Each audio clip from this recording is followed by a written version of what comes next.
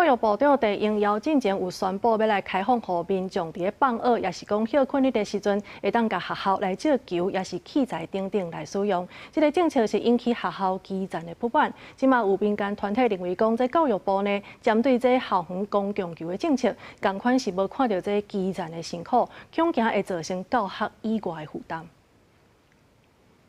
真侪人会家己早球去公园，也是学校拍球。为着要推动全面运动，校园开放，教育部催教时宣布要甲各中各省的球免费奖予学生和民众，引起大家讨论，嘛引起学校的不满。说来解讲，这球会由教育部出钱来买。后来初十，教育部阁表示会先找学校试办精神评估。调研政党时认为教育部爱有详细的规划，才来公布实行。除了经费要对倒位来，因嘛认为这个政策会增加学校的负担和安全疑虑。 假设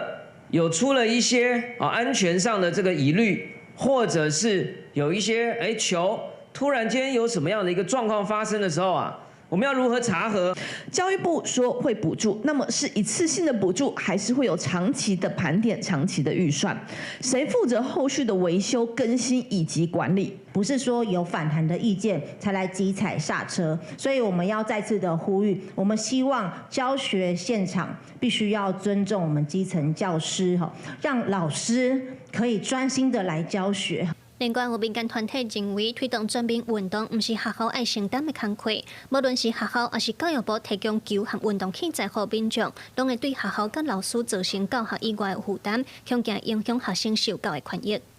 学校的本职工作是教学，从上次的班班鲜乳到这一次的爱心球，